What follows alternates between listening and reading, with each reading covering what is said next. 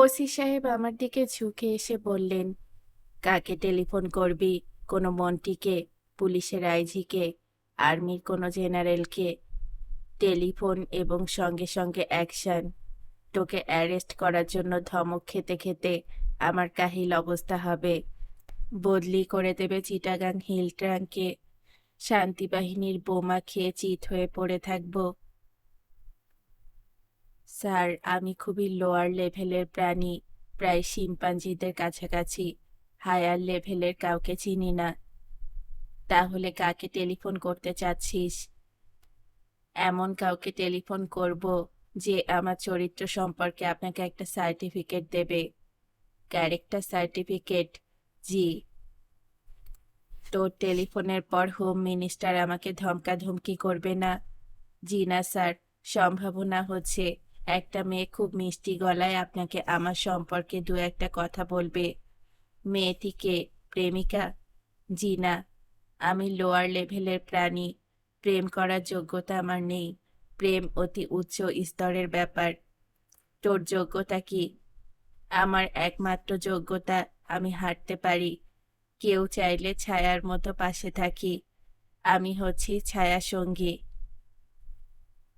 OC সাহেব গম্ভীর মুখে telephone set আমার দিকে এগিয়ে দিলেন। থানার ঘড়িতে রাত 1টা বাজে। কাকে টেলিফোন করব বুঝতে পারছি না। রূপাকে করা যায়। এত রাতে টেলিফোন করলে রূপা ধরবে না। রূপার বাবা ধরবেন এবং আমার নাম শুনেই খট করে রিসিভার নামিয়ে রাখবেন। ফুপুর বাসায় করা যায়। ফুপু টেলিফোন ধরবেন। ঘুম ঘুম স্বরে বলবেন, কে? হিমু? কি ব্যাপার? আমি ব্যাপার ব্যাখ্যা করার পরই তিনি হাই তুলতে তুলতে বলবেন, তোকে থানায় ধরে নিয়ে গেছে? এটা তো নতুন কিছু না, প্রায়ই ধরে। রাত দুপুরে টেলিফোন করে বিরক্ত করছিস কেন? এই দুইজন ছাড়া আর কাউকে টেলিফোন করা সম্ভব না, কারণ আর কারো টেলিফোন নম্বর আমি জানি না। মারিয়াকে করব? এমনিতেও ওর খোঁজ নেওয়া দরকার। 200 কিলোমিটার স্পিডে চলার পর কি হলো? চলতে পেরেছে তো ঢাকায়? পথে কোনো বোমা টোমা খায়নি? মারিয়ার টেলিফোন নম্বরটা মনে করতে হবে। 5 বছর আগে একটা পদ্ধতি শিখিয়েছিল, অ্যাসোসিয়েশন অফ আইডিয়া পদ্ধতি। নম্বরটা হচ্ছে প্রথমে 8, তারপর আমি তুমি আমি তুমি আমরা। আমি হচ্ছে 1, তুমি হচ্ছে 2, আমরা হচ্ছে 3। তাহলে নম্বরটা হলো 812-123। ডায়াল করতেই ওপাশ থেকে মারিয়া ধরল। আমি খুশি খুশি গলায় বললাম, কেমন আছিস? মারিয়া বিস্মিত হয়ে বলল, কেমন আছিস মানে? আপনি কে? হু আর ইউ? আমি হিমু। রাত 1টার সময় টেলিফোন করেছেন কেন? খোঁজ নেবার জন্য। তোর 200 কিলোমিটার স্পিডে ভ্রমণ কেমন হলো? রাত 1টার সময় সেটা টেলিফোন করে জানতে হবে? তোর টেলিফোন নম্বরটা মনে আছে কিনা সেটাও ট্রাই করলাম। এক কাজে দু কাজ। এখনো তুই তুই করছেন? আচ্ছা, আর করব না। কোথা থেকে টেলিফোন করেছেন? রমনা থানা থেকে। পুলিশের ধারণা আমি বোমা টোমা বানাই, ধরে নিয়ে এসেছে। এখন জেরা করছে। ধোলাই দিয়েছে? এখনো দেয়নি, মনে হয় দেবে। তুই কি একটা কাজ করতে পারবি? ওসি সাহেবকে মিষ্টি গলায় বলবি বোমা টোমার সঙ্গে আমার কোনো সম্পর্ক নেই। আমি অতি সাধারণ, অতি নিরীহ হিমু। একটুর জন্য মহাপুরুষ হতে গিয়ে হতে পারিনি। আপনি তো সারা জীবন নানান ধরনের অভিজ্ঞতা অর্জন করেছেন। পুলিশের হাতে ধরা খাওয়া তো ইন্টারেস্টিং অভিজ্ঞতা। বের হবার জন্য ব্যস্ত হয়ে পড়েছেন কেন? এক জায়গায় একটা দাওয়াত ছিল, বলেছিলাম রাত করে যাব। ভদ্রলোক না খেয়ে আমার জন্য অপেক্ষা করবেন। ভদ্রলোকের টেলিফোন নম্বরটা দিন। টেলিফোন করে বলে দিচ্ছি আপনি পুলিশের হাতে ধরা খেয়েছেন, আসতে পারবেন না। তোর কি ধারণা বাংলাদেশের সবার ঘরেই টেলিফোন আছে? হিমু ভাই, আপনি এখনো কিন্তু তুই তুই করছেন। কেন করছেন তাও আমি জানি। মানুষকে বিভ্রান্ত করে আপনি আনন্দ পান।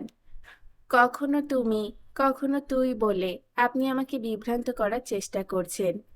এক সময় আমি নিতান্তই একটা কিশোরী ছিলাম। বিভ্রান্ত হয়েছি। বিভ্রান্ত হবার স্টেজ আমি পার করে এসেছি। অনেক কথা বলে ফেললাম। আমি আপনার সঙ্গে আর কথা বলবো না। রাখি। আচ্ছা, তুই এত রাত পর্যন্ত জেগে কি করছিলি? গান শুনছিলাম। কার গান? নীল ডায়মন্ড। গানের কথা শুনতে চান? বল। কথা তো শুনলেন, এখন তাহলে রাখি। আচ্ছা। খট করে মারিয়া টেলিফোন রেখে দিল। ওসি সাহেব বললেন, টেলিফোনে কোনো মন্ত্রী মিনিস্টার পাওয়া গেল? জি না। আপনার ক্যারেক্টার সার্টিফিকেট দেবে এমন কাউকেও পাওয়া গেল না? ওসি সাহেব আবার তুই থেকে আপনিতে চলে এসেছেন। জোয়ার ভাটার খেলা চলছে। খেলার শেষ পর্যায়ে কি হবে কে জানে। ওসি সাহেব বললেন, কি কথা বলুন। সুপারিশের লোক পাওয়া গেল না? একজনকে পেয়েছিলাম, সে সুপারিশ করতে রাজি হলো না। খুবই দুঃসংবাদ। জি, দুঃসংবাদ। আমাদের থানার রেকর্ড অফিসার বলল আপনাকে এর আগেও কয়েকবার ধরা হয়েছে। উনি ঠিকই বলেছেন। আমি নিশাচর প্রকৃতির মানুষ। রাতে হাঁটি। রাতে যারা হাঁটে পুলিশ তাদের পছন্দ করে না।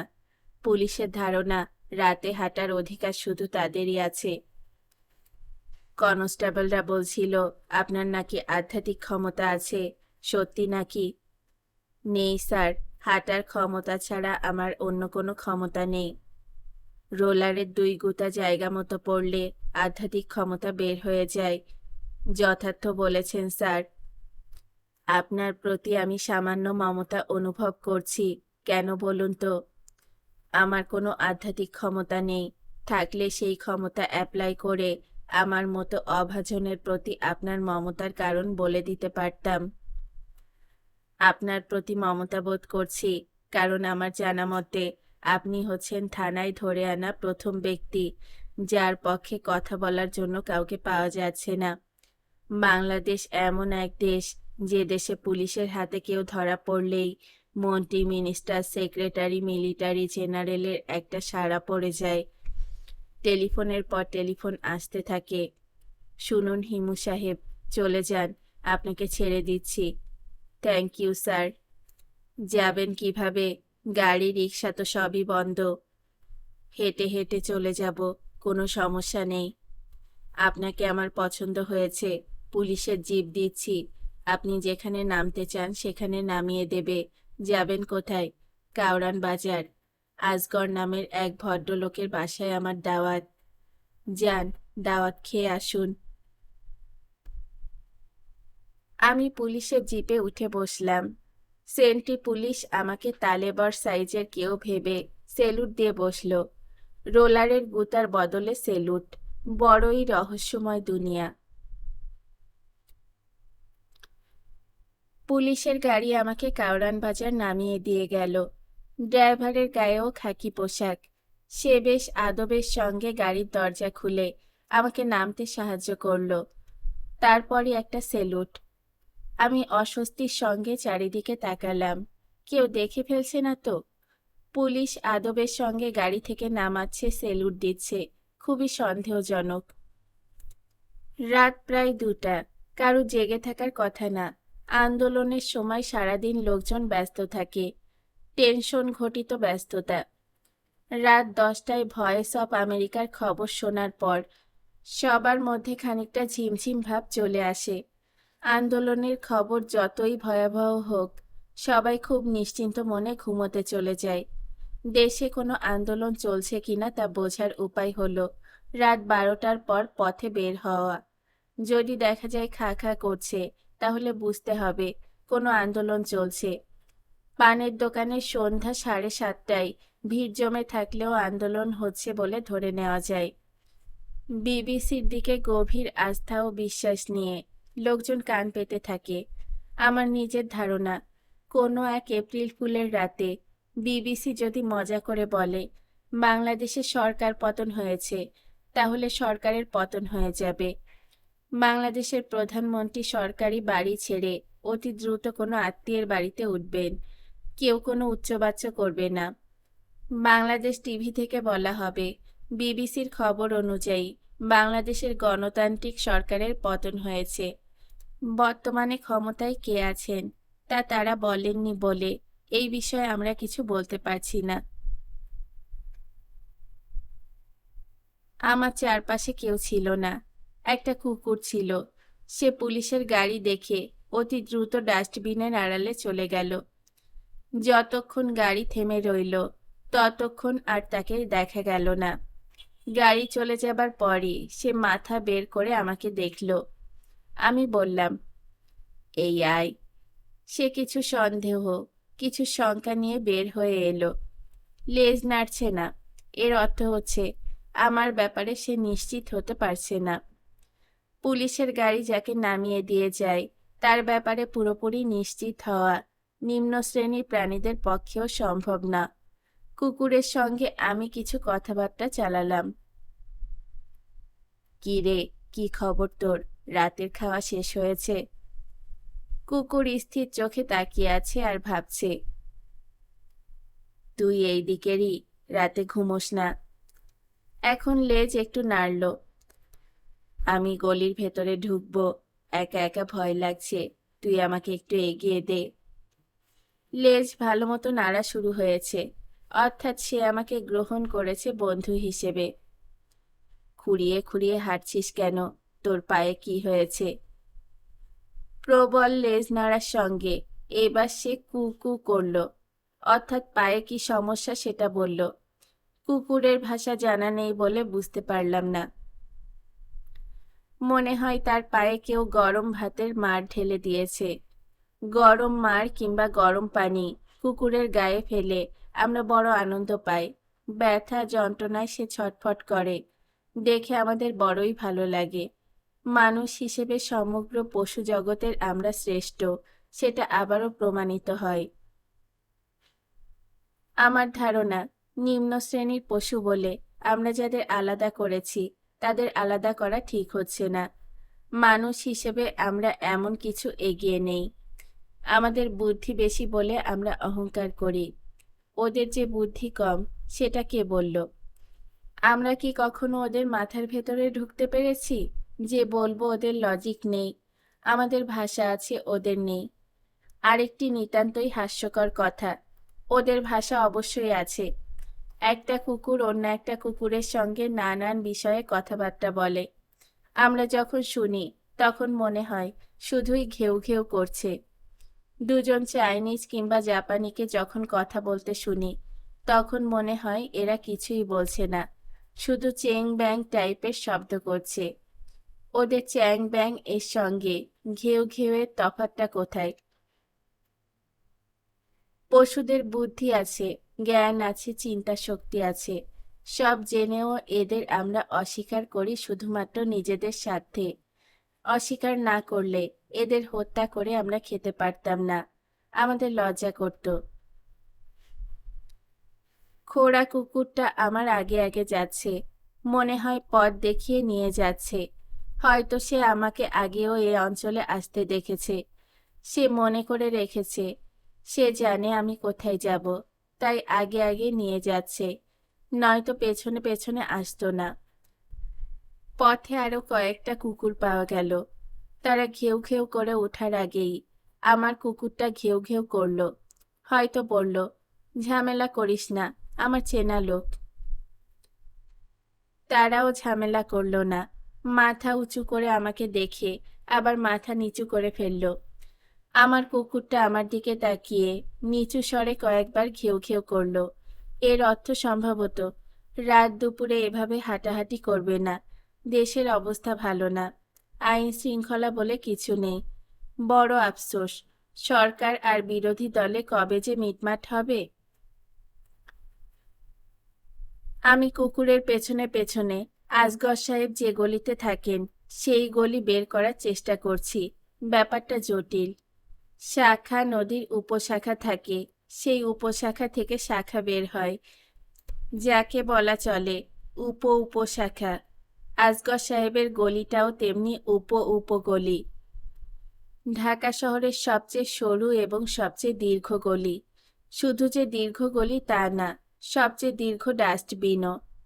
গলির দুপাশের বাসিন্দারা তাদের যাবতীয় আবর্জনা নষ্ট করে দূরে নিয়ে ফেলে না, গলিতেই ঢেলে দেয়। ঢাকা মিউনিসিপ্যালিটি তাতে কিছুই মনে করে না, কারণ গলিটার আসলেই কোনো নাম নেই।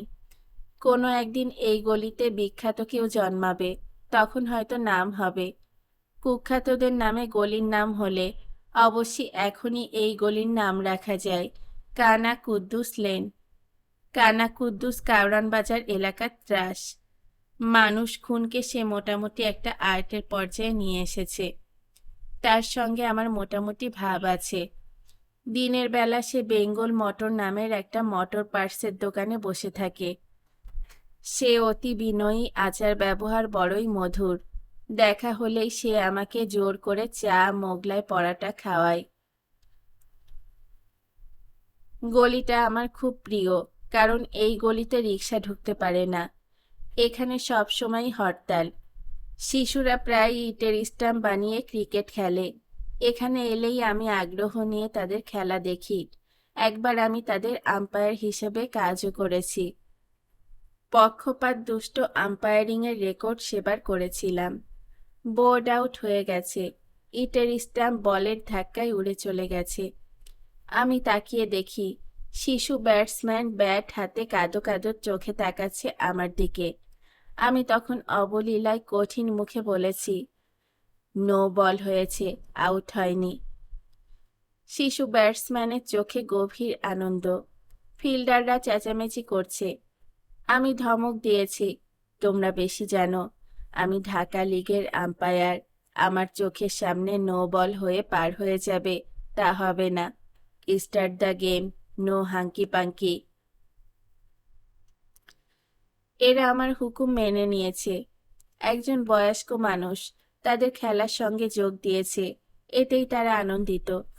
বয়স্ক মানুষদের ভুল ত্রুটি ক্ষমা সুন্দর চোখে দেখতে হয়। শিশুরা জানে বয়স্ক মানুষরা ভুল করে, জেনে শুনে ভুল করে। শিশুরাই শুধু জেনে শুনে কোনো ভুল করে না। আজগর সাহেবকে তার বাসায় পাওয়া গেল না। দরজায় মোটা তালা ঝুলছে। এরকম হবার কথা না। আজগর সাহেব রুটিন বাঁধা জীবনযাপন করেন। 9টার আগেই জিপিওতে চলে যান, ফেরেন সন্ধ্যায়। রান্নাবান্না করে খাওয়া দাওয়া শেষ করেন, ঘর থেকে বের হন না। গত 18 বছরে এই রুটিনের ব্যতিক্রম হয়নি। তার নিজের কোনো সংসার নেই। জীবনের একটা পর্যায়ে হয়তো বিয়ে করে সংসার করার কথা ভেবেছেন, এখন আর ভাবেন না, ভাবার কথাও না। এখন হয়তো মৃত্যুর কথাই ভাবেন। একদিন মৃত্যু হবে। যেহেতু সৎ জীবনযাপন করেছেন, সেহেতু মৃত্যুর পর বেহেশত নসিব হবেন। সেখানে সুখের সংসার পাতবেন। এই জীবনে যা করা হয়নি, পরের জীবনে তা হবে। ভদ্রলোক যে অতি সৎভাবে জীবনযাপন করছেন তা সত্যি। চিঠি লিখে সামান্য যা রোজগার করছেন, তা সিংহভাগ দেশে পাঠিয়ে দিয়েছেন। একবেলা খাওয়া অভ্যাস করেছেন, এতে নাকি স্বাস্থ্য ভালো থাকে। স্বাস্থ্য ভালো থাকুক বা না থাকুক, খরচ অবশ্যই বাঁচে। তিনি খরচ বাঁচিয়েছেন। খরচ বাঁচিয়েছেন বলেই ছোট ভাই বোনদের পড়াশোনা করাতে পেরেছেন। তারা আজ প্রতিষ্ঠিত। এক ভাই সরকারি ডাক্তার, কুড়িগ্রাম সরকারি হাসপাতালের মেডিকেল অফিসার। অন্য ভাই এক কলেজের ইতিহাসের অধ্যাপক। ছোট ভাইয়েরা এখন বড় ভাইয়ের পেশা নিয়ে লজ্জাবোধ করে। তাদের খুব ইচ্ছা বড় ভাই দেশের বাড়িতে গিয়ে স্থায়ী হন। দেশের বাড়ি ভাইয়েরা মিলে ঠিকঠাক করেছে। পুকুর কেটেছে, মাছ ছেড়েছে, জমি জমাও কিছু কেনা হয়েছে। আজগর সাহেব নিজেও চান গ্রামের বাড়িতে ফিরে গিয়ে থাকতে। তার বয়স হয়েছে, শরীর নষ্ট হয়েছে, খুবই ক্লান্ত বোধ করেন। বড় ধরনের অসুখ বিসুখও হয়েছে তার। ডাক্তার দেখান না বলে অসুখ ধরা পড়েনি। শরীরের এই অবস্থায় গ্রামের বাড়িতে থাকাটা আজগর সাহেবের জন্য আনন্দের ব্যাপার হবার কথা। ভাই বোনেরা তাকে যথেষ্ট পরিমাণ শ্রদ্ধা করে। এই মানুষটি তাদের বড় করার জন্য বিয়ে টিয়ে কিছু করেনি। সারা জীবন অমানসিক পরিশ্রম করেছেন। এই সত্য তারা সবসময় স্বীকার করে। আলী আসগর দেশে যেতে পারছেন না। বিচিত্র এক ঝামেলায় তিনি ফেঁসে গেছেন। ঝামেলাটা হয়েছে 7 বছর আগে থেকে। দিন তারিখ মনে নেই, তবে বৃহস্পতিবার ছিল এটা তার মনে আছে। তিনি তার নিজের জায়গায় টুল বক্স নিয়ে বসে আছেন। লুঙ্গি ও ফতুয়া পরা এক লোক এসে তার সামনে উবু হয়ে বসল। সে কিছু টাকা মানি অর্ডার করতে চায়। টাকার পরিমাণ 7,001 টাকা। লোকটি প্রায় অস্পষ্ট স্বরে বিড়বিড় করে বলল, অনেক কষ্ট কইরা টাকাগুলা জমাইছি ভাই সাহেব, পরিবারে পাঠামু। টাকা কেমনে পাঠাই জানি না, আপনি ব্যবস্থা কইরা দেন, আপনার পায়ে ধরি। বলে সত্যি সত্যি সে তার পা চেপে ধরল। আসগর সাহেব আঁতকে উঠে বললেন, করেন কি করেন কি? গরিব মানুষ ভাই সাহেব, টাকা গুলানি সম্বল, বড় কষ্ট কইরা জমাইছি, কেমনে পাঠামু জানি না। আপনার নাম কি? মনসুর। মনসুর, ব্যবস্থা করে দিচ্ছি, কোনো সমস্যা না। ঠিক মতো আপনার নাম ঠিকানা বলেন, কার নামে পাঠাবেন? পরিবারের নামে। পরিবারের নাম কি? জোহরা খাতুন। গ্রাম পোস্ট অফিস বলেন। আচ্ছা দাঁড়ান, মানি অর্ডার ফর্ম আগে নিয়ে আসি। মানি অর্ডার ফর্ম আনতে গিয়ে দেখা গেল বৃহস্পতিবার হাফ অফিস, সব বন্ধ হয়ে গেছে। শনিবারের আগে মানি অর্ডার করা যাবে না।